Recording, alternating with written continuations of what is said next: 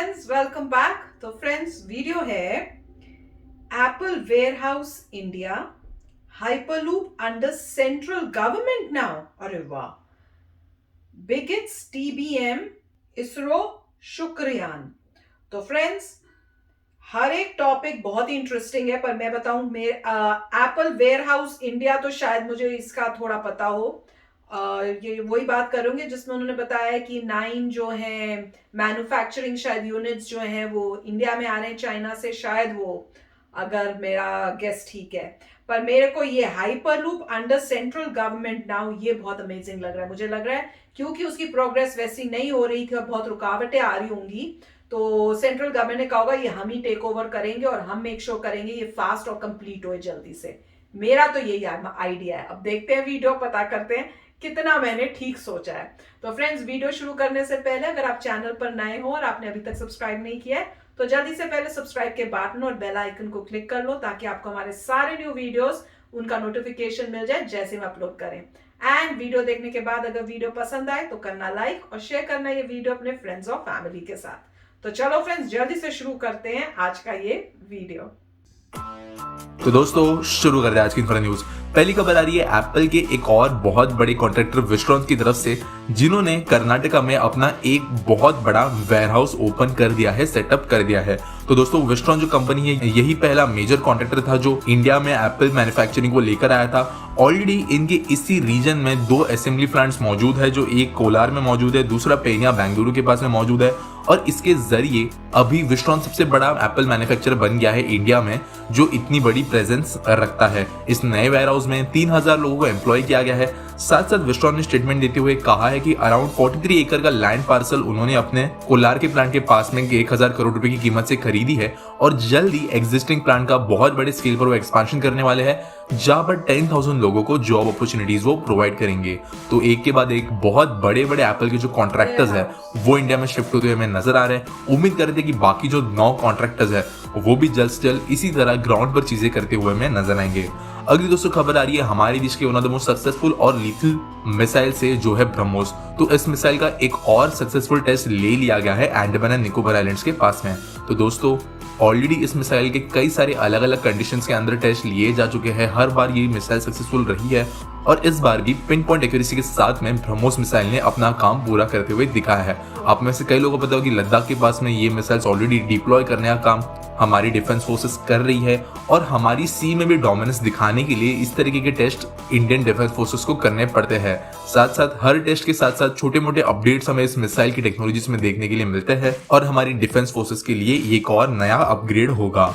Next दोस्तों खबर आ रही है हमारे इंडियन स्पेस रिसर्च ऑर्गेनाइजेशन या इसरो से, जिनके शुक्रयान मिशन के लिए 20 कंट्रीज ने इंटरेस्ट दिखाया है अपने एक्सपेरिमेंट्स को सेटअप करने के लिए। तो दोस्तों, शुक्रयान बहुत ज्यादा फोरसाइट में मिशन है, काफी ज्यादा बाद में इस मिशन को लॉन्च किए जाने वाला है फ्यूचर में एज कम्पेयर टू हमारा जो गगनयान और बाकी के मिशन है। तो इस मिशन के अंतर्गत इंडियन प्रोब वीनस ग्रह की, शुक्र ग्रह की रिसर्च और एनालिसिस करने वाले हैं। और दोस्तों, कई बार जो इंटरनेशनल मिशन होते हैं उस टाइम पे दूसरी स्पेस एजेंसीज अपने इक्विपमेंट जो किसी स्पेसिफिक एक्सपेरिमेंट के हिसाब से डिजाइन किए गए होते हैं वो इंस्टॉल करने के लिए रिक्वेस्ट करते हैं, क्योंकि दोस्तों स्पेस एक्सप्लोरेशन एक बहुत ज्यादा खर्चीला टास्क होता है। तो जब भी कोई कंट्री इस तरीके का एम्बिशियस मिशन लेती है तो दूसरी कंट्री चाहती है कि वो उनके द्वारा बनाए गए एक्सपेरिमेंट, जैसे कुछ कंट्रीज कैमरास बनाती है, कुछ मीथेन डिटेक्टर्स बनाती है, जो चाहती है कि जो कंट्री उस प्रोब को स्पेस में भेज रही है उसी के अंदर उनके इक्विपमेंट को भी इंस्टॉल किया जा सके, ताकि कहीं ना कहीं पूरे के पूरे प्रोजेक्ट में एफिशिएंसी आए। एक ही रॉकेट के जरिए ये सारे काम हो सकते हैं और कई सारी इंटरनेशनल टीम्स का कोलैबोरेशन हमें इस तरह से देखने के लिए मिलता है।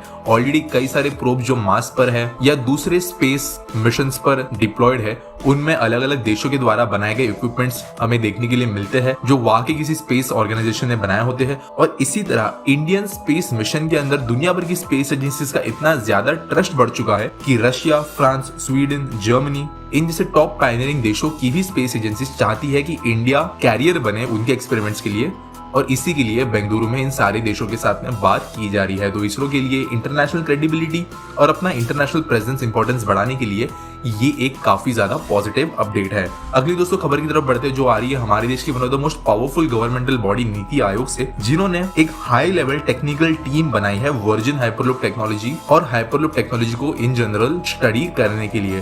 तो दोस्तों कुछ दिनों पहले ही successful human trials Virgin Hyperloop ने करके दिखाए थे, और जिसके जरिए पूरे दुनिया में एक मैसेज गया था कि हाइपरलूप एक गिमिक नहीं है, हाइपरलूप एक स्कैम नहीं है और एक्चुअल में एक वायबल मीडियम ऑफ ट्रांसपोर्ट बन सकता है। अभी तक दोस्तों जो भी हमारे देश में हाइपरलूप के प्रोजेक्ट्स वगैरह जारी है, जिन पर बात जारी है, चाहे वो महाराष्ट्र का हो या कर्नाटका का, वहां पर सेंट्रल का इन्वॉल्वमेंट अभी तक बिल्कुल भी नहीं हुआ करता था। ये कंप्लीटली स्टेट प्रोजेक्ट्स हुआ करते थे। लेकिन क्योंकि अब ये प्रोजेक्ट ज्यादा फिजिबल नजर आना शुरू हो गया है, तो ये टीम नीति आयोग के द्वारा बनाई गई है, जो इस टेक्नोलॉजी की पूरी तरीके से इन डिटेल जांच करेगी, इसकी कमर्शियल और financial viability, safety standards, regulations के हिसाब से ये कहां पर बैठती है, पैसेंजर सेफ्टी और करंट ट्रांसपोर्टेशन सिस्टम्स पर इसका किस तरीके से प्रभाव पड़ेगा, इन सारी चीजों पे ये टीम रिसर्च करने वाली है। तो दोस्तों ये एक अपडेट काफी ज्यादा इंपॉर्टेंट हो सकता है, क्योंकि अभी तक जितने हाइपरलूप प्रोग्राम्स हमारे देश में इनिशियलाइज किए गए थे, ये स्टेट गवर्नमेंट के अंडर हुआ करते थे। लेकिन अगर सेंट्रल गवर्नमेंट इतनी ज्यादा इंटरेस्ट के साथ में इन्वॉल्वमेंट दिखाता है, इंटरफेरेंस करते हुए हमें नजर आता है, तो इन प्रोग्राम्स में हमें स्पीड या एटलीस्ट ज्यादा मूवमेंट्स होते हुए नजर आएगी, और जो भी इन प्रोजेक्ट्स का कंक्लूजन होगा वो ज्यादा तेजी से हमें आंखों के सामने आते हुए नजर आएगा। अगली दोस्तों खबर आ रही है भुवनेश्वर से, जो इंडिया की पहली सिटी बन चुकी है जिसे मिला है ISO सर्टिफिकेशन 900/2015 का।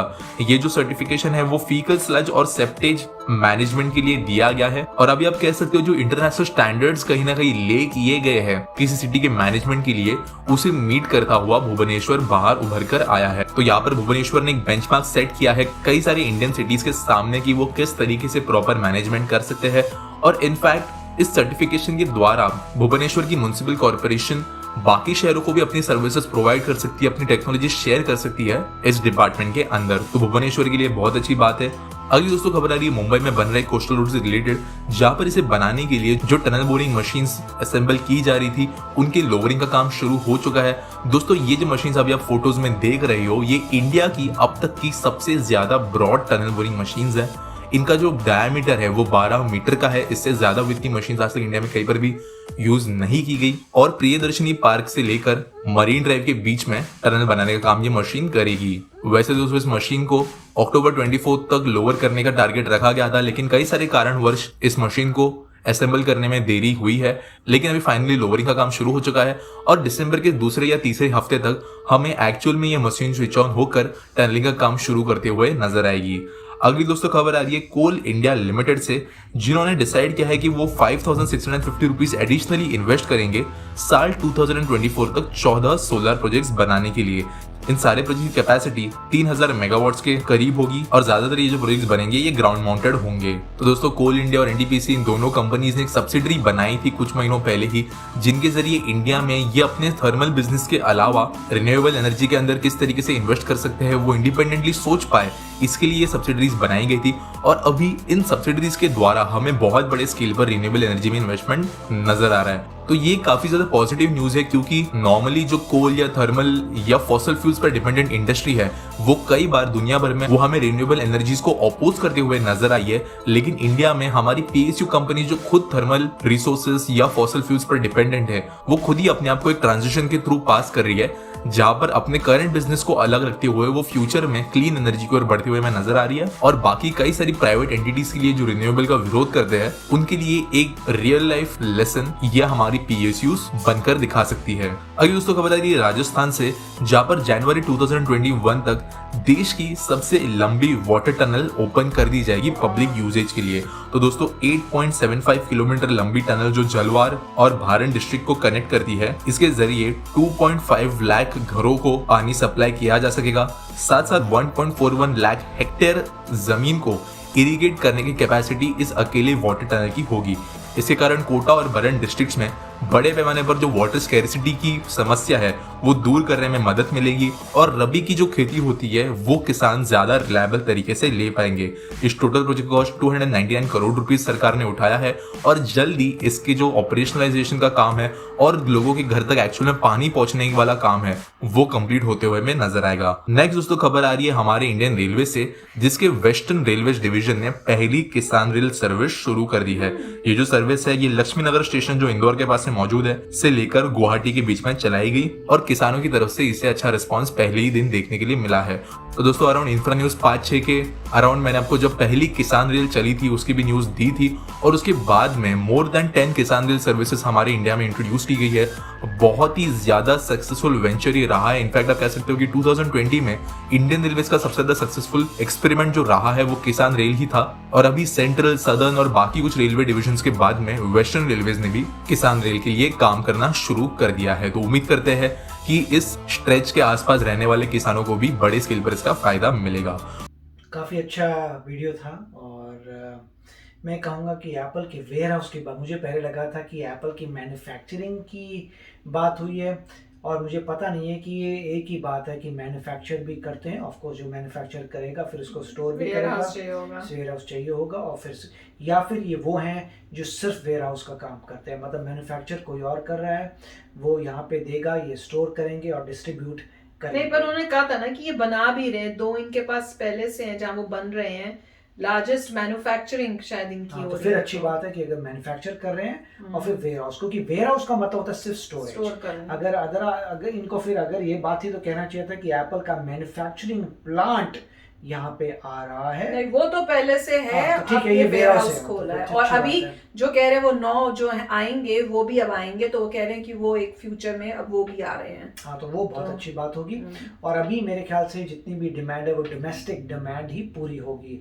अल्टीमेटली ऐसा होना चाहिए कि वहाँ से फिर एक्सेस हो जो एक्सपोर्ट हो और डिफरेंट डिफरेंट कंट्रीज में जाए। तो मेरे ख्याल से ऑब्वियसली गोल तो यही होगा कि पहले आप डोमेस्टिक डिमांड को पूरा करिए, उसके बाद जल्दी करो भाई हमारे यहाँ है। बिल्कुल। और उसके बाद जो हाइपर लूप है, डेफिनेटली हाइपर लूप का सक्सेसफुल हुआ था, उसका सीईओ बैठा था, मगर मजे की बात थी मेरे ख्याल से उसकी जो मतलब जो दूरी थी बहुत कम थी। मेरे ख्याल से वो सिर्फ 2 मिनट के लिए बैठे थे शायद, तो मेरे ख्याल से वो बैठे थे 1-2 मिनट खत्म।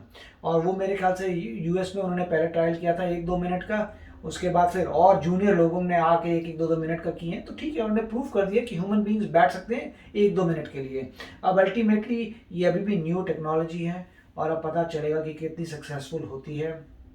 और नॉर्मली अगर ये इंडिया में सक्सेसफुल होती है तो बहुत अच्छी बात हो जाएगी, बट आई होप कि ये वेल टेस्टेड टेक्नोलॉजी हो। और मेरे ख्याल से इसीलिए अभी सेंट्रल गवर्नमेंट को लग रहा है कि थोड़ा इंटरेस्ट लेना चाहिए, क्योंकि ये प्रूव कर दिया है कि ये जो छोटी सी 1-2 मिनट के लिए चलती है, अल्टीमेटली हो सकता है आगे बढ़ जाए, मगर सेफ्टी इज़ मोस्ट इम्पॉर्टेंट। और मैं तो पहले ये सोचा था कि पहले आप किसी टेक्नोलॉजी को सक्सेसफुल करिए, यूएस में अगर बन रही है तो यूएस में सक्सेसफुल करिए, यूके में सक्सेसफुल करिए, वहाँ पे रिस्क लीजिए, जब आपने देख लिया कि वो मतलब चल गई है, पॉपुलर हो गई है, फिर उनको एक्सपोर्ट करनी चाहिए दूसरी कंट्रीज़ में, क्योंकि जल्दबाजी क्या है, सेफ्टी इज़ पैरामाउंट। मेरे ख्याल से तो यही थॉट था, मगर अगर सेफली ये लोग कर सकते हैं तो बहुत अच्छी बात है। तो शुक्रयान की जो न्यूज़ थी वो बहुत अच्छी थी, क्योंकि अब ये दिख चुका है कि मार्स में आसानी से लाइफ नहीं मिली है, मून में पानी मिला है मगर वहाँ लाइफ हो नहीं सकती क्योंकि उनका एटमॉस्फेयर ही नहीं है मून का, तो वो तो बहुत डेंजरस जगह है जहाँ एटमॉस्फेयर ही नहीं है।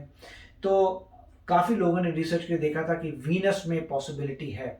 वीनस में मेरे ख्याल से कोई न्यूज़ भी आई थी कि एटमॉस्फेयर में कुछ वाटर मिला है, एटमॉस्फेयर में ऐसा लगता है कुछ लाइव बीइंग्स हैं, बीइंग्स मतलब एंटिटीज़ हैं, लिविंग एंटिटीज़ शायद इन्वायरमेंट में है, ऐसा कुछ न्यूज़ आई थी। और फिर इंडिया ने कहा था कि हम वीनस में प्रोब भेजेंगे वीनस में, और उसके बाद हैरानी की बात यही थी कि काफ़ी कंट्रीज थी जिन्होंने कहा था कि हमें भी डेफिनेटली अपने एक्सपेरिमेंटल रॉकेट्स भेजने हैं। तो ये बहुत अच्छी बात है कि इसरो जो है हमेशा जो है जो भी कार्य करती है उसमें कहती है देखो हम तो कार्य करेंगे मगर औरों का भी पेलोड हम लेके जा सकते हैं। तो सारी कंट्री जो हैं अब वो अपना पेलोड देंगी, उनके पेलोड जाएंगे, वो लोग अपने जो भी लैंड करना चाहे वो लैंड करेगा, जो एटमॉस्फेयर में एक्सपेरिमेंट्स करेगा।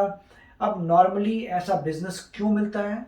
जब वो देखते हैं कि इसरो जो है फर्स्ट अटेम्प्ट में मार्स के अराउंड उन्होंने ऑर्बिटर डाल दिया है, तो लोग फिर बोलते हैं ये तो बहुत ही एडवांस ऑर्गेनाइजेशन है, क्योंकि 90% तो कंट्रीज कर भी नहीं सकती, राइट। 90% कंट्रीज तो कर नहीं सकती, और जो अपने आप को समझती हैं बेटर है, उनको भी दिख गया कि फर्स्ट अटेम्प्ट में इन्होंने मार्स का ऑर्बिट किया है, तो उससे पता चल जाता है कि एजेंसी बहुत ही सुपीरियर है।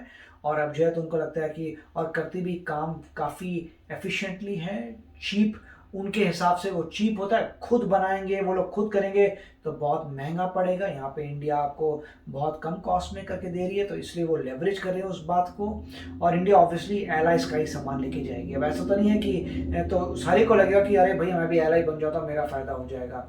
तो काफ़ी अच्छी न्यूज़ थी, और मेरे को लगता है इसरो जो है की है इंडिया के लिए जीतने के लिए, क्योंकि इसरो बहुत तेज़ी से काम कर रही है और फ्यूचर इसरो की तरफ ही जा रहा है। जो स्पेस में जीतेगा वो हर जगह जीतेगा। तो बहुत ही अच्छी न्यूज़ थी। काफ़ी सारी चीज़ें इंडिया में हो रही हैं, इससे दिख रहा है कि कितनी तेज़ी से इंडिया प्रोग्रेस कर रहा है, जबकि अभी कोरोना वायरस चल रहा है, उसके बावजूद इतनी प्रोग्रेस हो रही है। तो सोचिए अगर कोरोना वायरस ख़त्म हो जाए तो कितनी ज़बरदस्त इंडिया प्रोग्रेस करेगी। तो वेरी गुड।